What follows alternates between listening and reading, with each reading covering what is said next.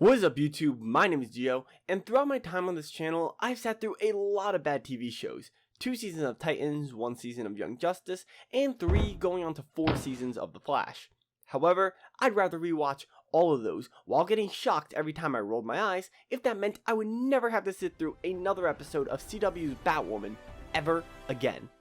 This show is god-awful. It's the first piece of media that actually has the ability to cause me tangible pain, as I have never experienced something so badly written.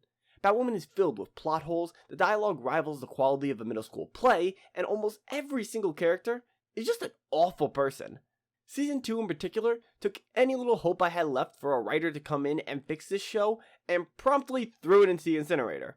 For the record, this video is being written and recorded by the time episode 13 has been released, so I won't be touching on anything past that point.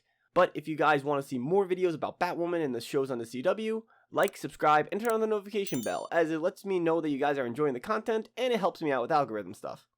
Anyway, for those of you who have been smart enough to avoid this show, Batwoman Season 2 follows a girl named Ryan Wilder, who takes up the mantle of Batwoman after finding the suit in the debris from a plane explosion. Unbeknownst to Ryan, the plane that just blew up had on board the first Batwoman, Kate Kane.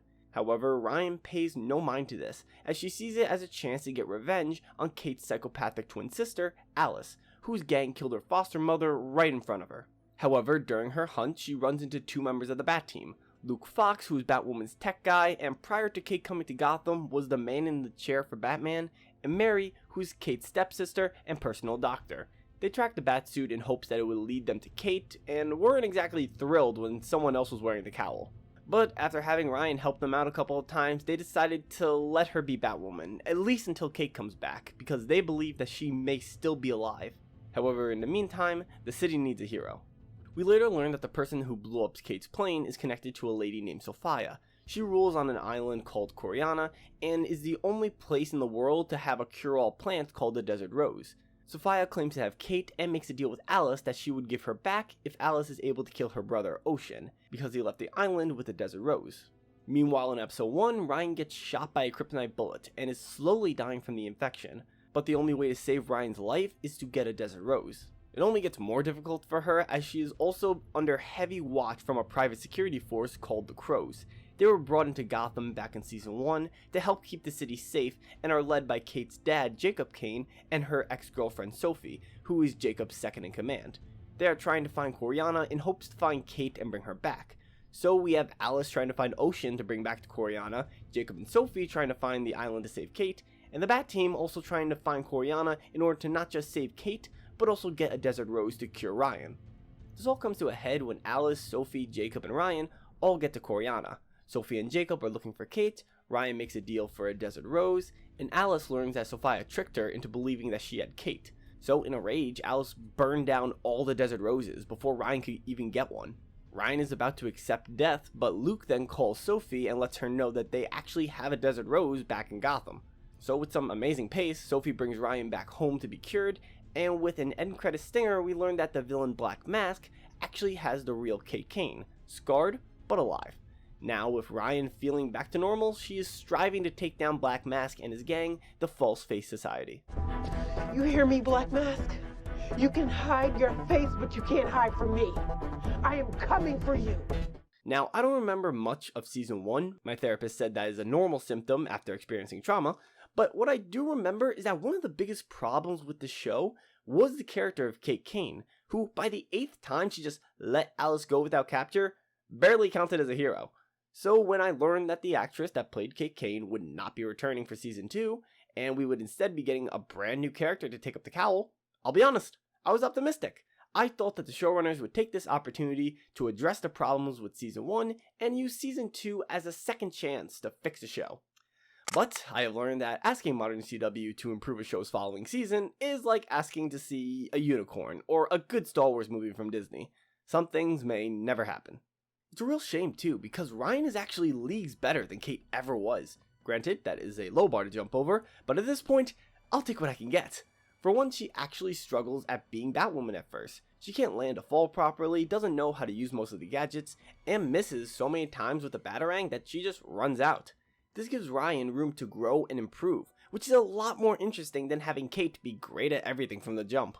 For example, in season 1, Kate couldn't use the Batarang effectively because they weren't calibrated for her, which ends up making it Luke's fault that she's missing. Here, Ryan actually gets to have a nice scene with Luke, where she acknowledges her inexperience and promises to do better. I got a few more made. I'll work on my aim. That'd be great. She also has a lot more charisma than Kate. Don't get me wrong, she still has to say some horrible dialogue, but at least there's some emotion behind it. You see, writers, this is what is called the start to a character. Someone who is likable but flawed and is given room to improve. Unfortunately, like most things on the CW, nothing good ever lasts. Because it doesn't take long for the writers to turn Ryan into a hypocritical, unlikable ass who acts a lot like a villain. For example, one of the first times I realized that Ryan was going downhill was in episode 5. Here, Ryan has captured a criminal who has information about Coryana, so Sophie uses the bat signal to call Batwoman, and offer her a deal so she and Jacob can try and interrogate her prisoner. Ryan shuts her down and says this line. So you can beat him within an inch of his life? Now look, the Crows aren't an amazing organization, by any means. But isn't it a little hypocritical to complain that the Crows beat people within an inch of their lives when you are currently starving your prisoner? Take it from a foster kid. It is amazing how well you behave when you are literally starving. What right do you have to call out the Crows when your morals are just as twisted? What about episode 8 when Ryan is about to die and Sophie comforts her so she won't be alone? Nice moment, right? Ryan is finally looking at Sophie as more than a crow, and in her dying moments she is given compassion from her. However, after Ryan survives, she still doesn't trust or even respect Sophie, going as far as to call her Crofie as a backhanded insult. Like, Ryan treats Sophie like crap when she does so much to help her. She put Ryan's girlfriend Angelique in protective custody so Black Mask couldn't get her, erased her criminal history so the Crows wouldn't find out that she is Batwoman, and saved Ryan's life not once, but twice. Like, what the hell, Ryan? This woman has done so much for you, and it took you till the second to last episode before you showed her a little bit of respect? Never have I ever compromised my values to support a white supremacist organization. Drink. You. Ryan isn't the only character that makes me question my life decisions every episode. The writers have also made Alice the most frustrating part of the show. This comes from the fact that they are trying to redeem her from being a villain. Yeah, the same character that killed and maimed so many people, the writers are trying to redeem. Now, I'm not saying that it's impossible to redeem a character who has killed people before, but the way they are trying to do it with Alice is ridiculous. Basically, before she went back to Gotham City, Alice met Sophia, who brought her to Coryana.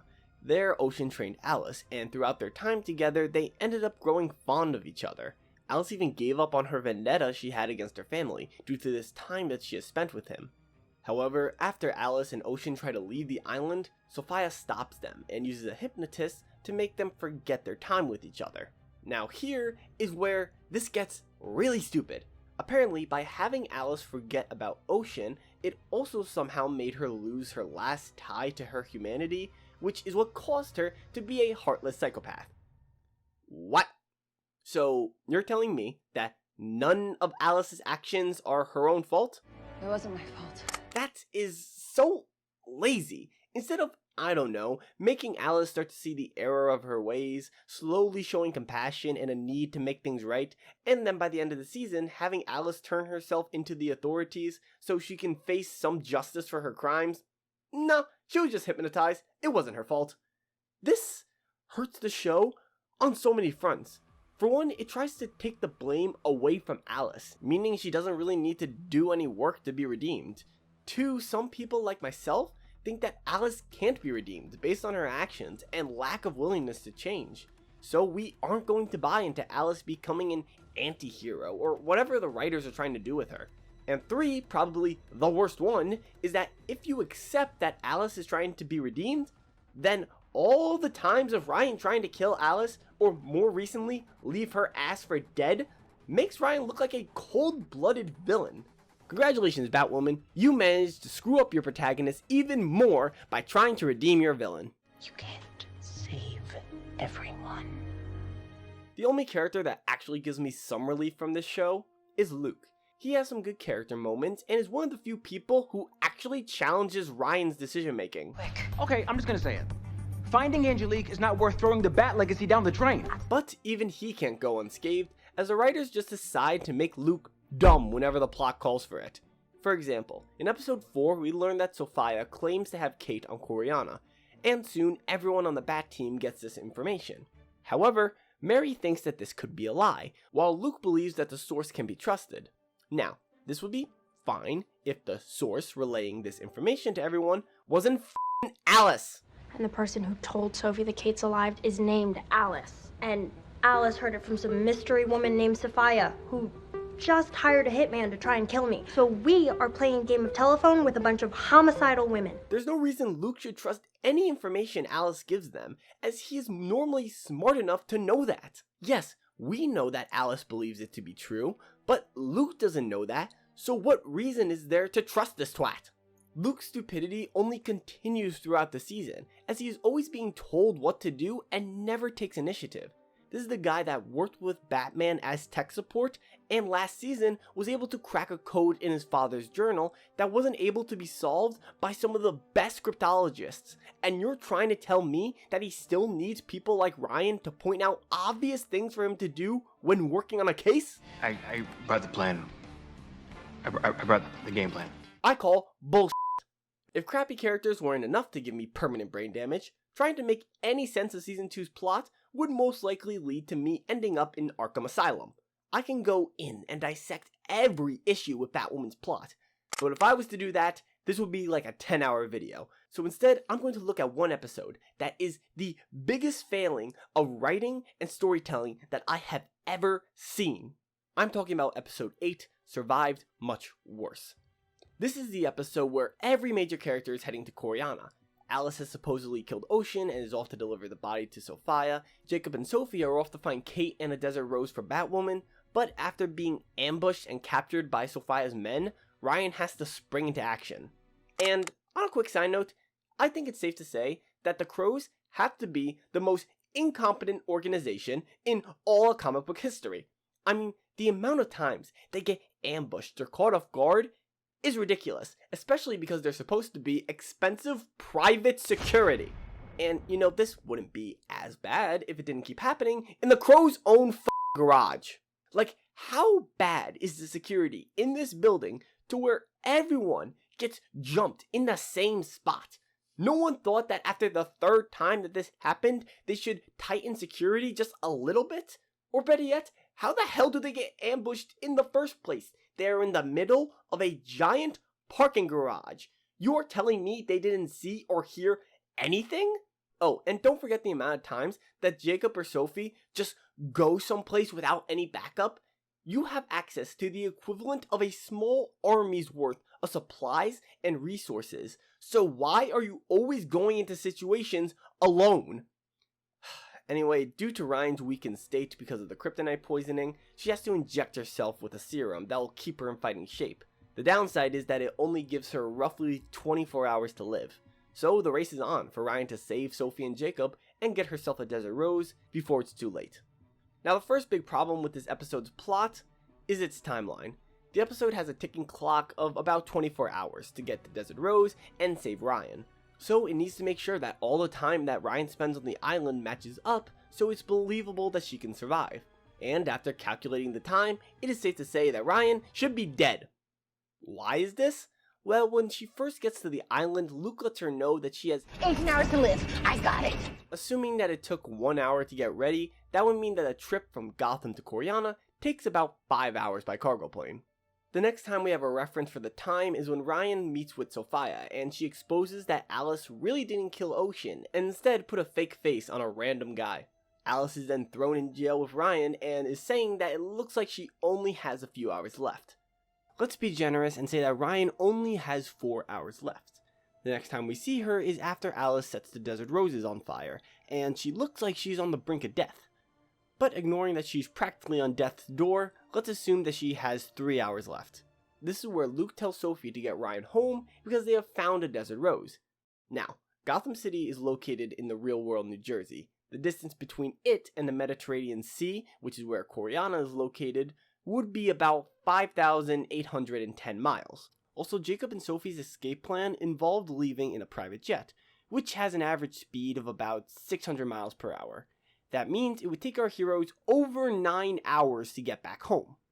But, giving the show the biggest benefit of the doubt, one of the fastest cargo planes goes at the speed of 515 miles per hour, which means the time to get from Gotham to Coryana should be 11 hours instead of the 5 the show gives us. So that means we need to scale down our calculations. Dividing our initial 5 hours by 11.2816 hours makes a difference of about 44%. So by multiplying 9 hours by our 44%, that means after our most generous calculations, the trip should take 4 hours to get back to Gotham. Ryan should be f***ing dead. Mathematically speaking, this episode is complete bullshit. Besides the fact that these writers have no concept of time, this episode also makes the Desert Rose a deus ex machina, which is an unexpected power or event saving a seemingly hopeless situation, especially as a contrived plot device. For example, the show tries to convince you that there is no hope for Ryan after Alice burns the Desert Roses, as it was established that the plant was only on Coryana, and now they're all ash. So Ryan should be dead. Objection! Right, that would be the case if this show was written by people that actually cared about stakes or consistency. I said before that Luke found the Desert Rose back in Gotham, just in time to save Ryan. But how did he find it? Well, Ocean did manage to escape Coryana with the Desert Rose, and what did he do with this plant that he risked his life for? He gave it to his assistant Angelique, who just so happens to be Ryan's girlfriend, who just so happens to have given her the flower as a gift. Then before Ryan left for Coryana, she gave that plant to Mary in case she didn't come back. But the flower didn't have all the cure-all powers at first. So how is it able to heal Ryan? Well, the legend of the Desert Rose says that centuries ago, the women of a village in Europe banded together to escape their abusive husbands, and they fled here with their children in tow. Months later, the men they escaped tracked them down. The next day, a field of roses bloomed in the very spot of the battle. They wrote that only a woman's life force could birth this medicine. So obviously when an assassin from Coryana goes to try and kill Luke and Mary, they get knocked down and just so happen to land on the flower twice. The assassin's blood turned the flower into a full-bloom desert rose. Now, if you think that this is very convoluted and relies on a bunch of coincidences to even happen, then congratulations. Unlike me, you actually have a few brain cells left to spare. This kind of bad writing is not just exclusive to this episode. It is all throughout season 2, and it makes the show damn near impossible to watch, because the writers will establish something one episode, only to retcon it later with no explanation. Like how at the end of episode 3, Luke and Ryan are finally seeing eye to eye. But then 2 episodes later, apparently he is now constantly comparing her to Kate. I need you to give me a chance. A real chance. Till she's back. Yeah. Deal. And you shouldn't compare yourself to her. Everybody else is. I assume you mean Luke? And this is only so Ryan can have some reason to keep her injury hidden from the team, no matter how stupid that reason is. Or even better, what about episodes 7 and 8, where we see that Ryan has given up her vendetta to kill Alice? Ryan! This isn't the girl I raised. But she killed you. I don't know what made you this way, but you're not worth it. You remember what you said to me on your way out? It's not my fault. You were talking about why you are the way you are. Because as dark and screwed up as you are, at the end of the day, you're a victim of somebody too. But by the end of episode 12, Ryan decides to leave Alice for dead. I remember your mom. I lied about forgetting her. Now help me. Please. Like you said, can't save everyone. Only because we need to have a character realize that Black Mask has Kate under mind control, and instead of writing a plot that would logically lead Alice to be taken by Black Mask, let's just retcon the very little character development that we have given Ryan for convenience sake. This has to be one of the worst written shows I have ever had the displeasure of watching, and it makes it so that when the show tries to tackle controversial subjects, it handles them with absolutely no grace or class. Yes, we are at that part of the video. Power to the people. Now, I promised myself I will never get political on this channel, and I'm going to keep that promise. But when a show's writing or plot is so dependent on discussing these issues, it would be a disservice to not just the video, but to you guys if I ignored it. And for the record, I'm not saying that comic book shows cannot talk about controversial and or deep subjects. If you want to do it, go right ahead. But to understand why Batwoman fails to talk about these subjects, I want to look at a prior CW show that was able to take these on very well. I am talking about Arrow, Season 5, Episode 13, Spectre of the Gun. For those of you who may not know, Arrow is a show about Oliver Queen, a man who spent 5 years stranded on an island and came back with the goal to save his city from the people trying to destroy it. As a result, he became the Green Arrow and recruited many other vigilantes to his cause. During Season 5, Oliver has become mayor of his homestar city, and in this episode, a man committed a mass shooting at City Hall. Now Oliver has to deal with the political fallout of this action and have his team find the shooter before he strikes again. Obviously, this episode is talking about gun violence and gun control, and when you first hear that, you try to figure out what side the show is going to take. But the thing is, Arrow never takes a side. Instead, it chooses to lay out both arguments' point of view in a respectful way. For example, the two characters that end up butting heads throughout most of this episode are Curtis Holtz, who takes the position of being pro-gun control, and Renee Ramirez, who is anti-gun control. I don't have any problem with your right to bear arms, so long as it doesn't conflict with my right to, live. I mean, look at what we do, man. Our whole life is violence. 18 people, by the way. What? The mall shooting. 18 people killed, 12 injured, one's a quadriplegic now. Look, I know where you're going with this, but the feds had an assault weapons ban for years and it did nothing. They end up going back and forth like this throughout the entire episode, and neither side is shown to be objectively wrong. We even get some nice backstory from Renee that shows us why he feels the way he does. Turns out one night Renee took his daughter to a hockey game, and his wife convinced him to not bring his gun, even though they were going to a dangerous part of town. This was proven to be the wrong decision, as when Renee gets home, he sees that his wife, who unbeknownst to him has been using drugs, is being held hostage by her dealer after not paying for her last fix. This leads to Renee fumbling to get his gun, and when he finally shoots the dealer, a stray bullet ends up killing his wife. Renee believes that if he had his gun with him that day, his wife may still be alive. This is what this episode of Arrow does better than anything Batwoman has done. It makes sure that the people representing both sides are fleshed out characters. Even the man who committed the mass shooting this episode has an actual character. We find out his name is James Edlund, and he is angry that he couldn't protect his wife and daughter from the man that shot them a few years back. And now he's taking out his anger on the city. The show doesn't try to paint him as a great guy, but they make James a human with faults and reasons for his actions, no matter how misguided they may be.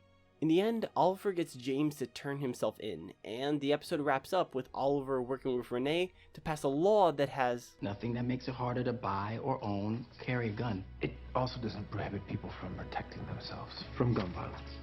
Now, what is in this law they passed, and how does it accomplish what Oliver claims? We don't know, because they never tell us. And you know what? That is perfect! The show isn't telling us what we should think. Rather, it is laying out both sides and expects the audience to come to their own decision.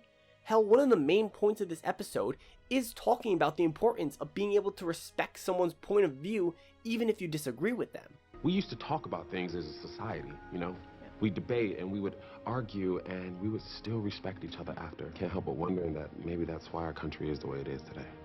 Yes, it's very on the nose, but you know what? This is where Batwoman fails. Season 2 puts a lot of its episodes' focus on law enforcement and the effects it has on Gotham. However, the show doesn't try to look at both sides equally. They end up making every member of the Crows or GCPD out to be either incompetent or mustache-twirling villains. They don't give us someone that could represent the good side of these organizations. I mean, they could have done it with Sophie, but every episode, characters keep crapping on her because of her job. And you know what? If the show showed us the Crows or GCPD being these horrible people, just because you lie and you cheat and you cover up murders, then maybe within the context of the show, I can understand making them villains. The problem is that we never see the Crows actually doing bad. Oh, actually, Batwoman did do this in episode 14.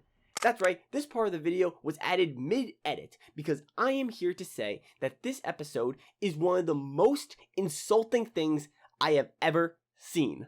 The writers really hammer in the fact that the Crows and GCPD are villains. They try to make these two cops racist because they came into the bar Ryan works at and was asking them to lower the volume of their music, and it seems to be targeting them.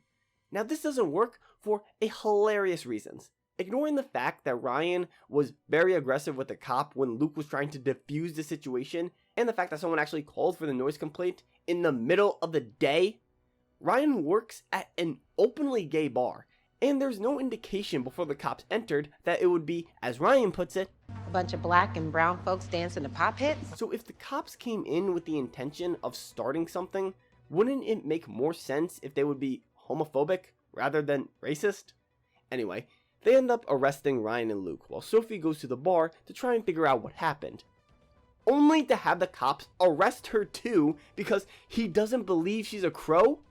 First off, why doesn't Sophie have a badge or an ID card on her or something that a normal member of law enforcement would have on them off duty to identify themselves? Secondly, how does the GCPD not know the second in command of the Crows when they have been in Gotham as law enforcement for over a year? Well, because this was just done to put Sophie in the same cell as Luke and Ryan, so they could argue about Sophie being a crow for the upteenth time. But, you know what? To give the show the benefit of the doubt, they do use this moment to humble Ryan a bit, pointing out that she thinks that she has everyone and everything figured out, when in reality, she's just making assumptions, which is in turn making her look like an ass. I risk my life every day, face exposed to the world to protect this city, you know that? So do not sit there and tell me that's not brave. Life hasn't been easy for you. But none of ours has. You know what, Batwoman? Good on you. Even though the way we got here was incredibly stupid and made absolutely no sense, I am glad that you are taking this opportunity to make Ryan more down to earth and add to her. I'm out. I mean, I'm leaving the Crows. God damn it, Batwoman! How hard is it to make Ryan wrong about something or anything? Do you not want her to grow or be likable at all? Just because you're a member of law enforcement doesn't mean you're a bad person. Sophie is not a bad person for wanting to make the Crows better. Hell, she could have played a role like Jim Gordon did in the show Gotham. There, his morals and values were so strong that he was able to change a corrupt GCPD for the better by setting a great example. But no, they can't be fixed. We can redeem Alice all we want, but making the Crows better by having a strong moral figure at the helm? Well, that's just crazy talk. At least the episode can't get much worse. Photographic evidence. God!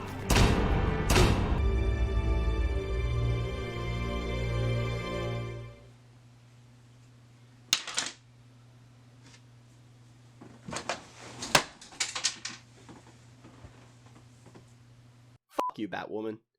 Just why? Why shoot Luke? Ignoring the fact that the Crows pretty much teleported to the scene they got there so damn fast. How does Luke getting shot add to the story? How does it change our characters? How does it make sense that the person who in the same episode said this... Ryan, I'm sure that you think that growing up with rich white kids taught me how to play nice, but it taught me how to keep my head down. I don't just run into fights when I know I can't win. decided to do the exact opposite. Oh, I have the answer, because the writers don't see these people as characters. They see them as tools to push whatever plot they want, without ever thinking for a second if it makes a lick of sense. Luke can't grow as a character from this experience, and Ryan and Sophie already hate the Crows, so what does shooting Luke really do? Oh, never mind, I know, it's to make headlines, because that's all Batwoman Season 2 wants to do. They don't care about telling a deep or consistent story, they just care about stirring up attention. It makes Batwoman feel so preachy, as it comes across as a show trying to tell you what and how to think. Both sides don't get represented, there are no fleshed out characters within the GCPD or the Crows, instead it just becomes a montage of this. And that's exactly why all these systems are broken. All Crows are bastards. Crofy said, never have I ever compromised my values to support a white supremacist organization. You people. What baffles my brain is that sites like Screedrant actually praised these decisions, saying Batwoman has become the show Arrow should have been. But when Arrow's episode of Gun Control came out years ago, the show apparently failed to tackle the topic. Yes, not everything Arrow says in this episode is correct, but the show doesn't treat its audience like sheep that need to be told what to think. Rather, it respects that we can come to our own conclusions with the information given. Batwoman's goal is to create headlines rather than doing the work to explore both sides, and the end result is a preachy mess. Now, if you made it this far into the video, you're probably wondering, why the hell am I still talking about this show if it's so bad? Can't I just stop watching it? Well, for one, I'm a glutton for punishment. But two, I believe that to a certain extent, there aren't bad ideas, rather bad executions. A Batwoman show could have definitely worked, but the show fails to use its premise to its full potential. Like, did you know that when the character of Ryan was first revealed, she was described as an ex-drug runner? Obviously, the show didn't go through with this characterization, and it seems that they have given those traits to the character of Angelique. But what if they didn't? What if Ryan actually started out as someone within Black Mask's gang, but looking for a way to get out? She could find the Batsuit and see that as a way for her to take down Black Mask from the inside, and while her intentions start off selfish, by being Batwoman and spending time with Luke and Mary, she can learn what it means to wear the bat symbol and slowly turn more into a hero. This is why I watch these shows. There's always potential for something good. It just so happens that the odds of this show producing something even decent is drastically low. Batwoman Season 2 has become the worst thing to ever touch the CW. Yes, Supergirl is boring with horrible dialogue, and The Flash is on a constant downward spiral, but Batwoman is a different breed. It fails in every possible way, and just when you think it can't get worse, the show says, hold my beer. Batwoman is a walking contradiction, as no plotline gets to be completed without having some part of it get retconned, and it makes watching the show the most frustrating viewing experience I have ever sat through. Between the nonsense plot, horrible characters, and the lack of any competence in the writer's room, I think it's safe to say that Batwoman Season 2 is the worst show on the CW. Well, at least by the time this video is out, the season should be done, as it was only supposed to have 13 episodes. Are you kidding? Okay. Well, at least no one would be stupid enough to renew this show for another season. Mother! Anyway, I do hope you guys enjoyed the video. Let me know in the comment section down below. What are your thoughts on Batwoman? Do you agree with me that it's this god-awful, or am I missing something that shines the show in a different light? Honestly, this has to be probably my favorite video that I made. At least one of. I've never gone in on the show this much before in all my time on YouTube. And I think I've really broken down why Batwoman is just so god-awful. If you want to stay updated with the projects that I'm working on, follow me on Instagram and Twitter. Links are in the description. And yeah, I just hope you guys did enjoy the video. If you guys liked it and you're new to the channel, hit that like and that subscribe button. Also, think your channel's potential, hit those same buttons and click on the notification bell so you get notified whenever new videos come out. But other than that, hope you guys enjoyed. I will talk to you all later. Peace! Oh god, that was a deafening clap.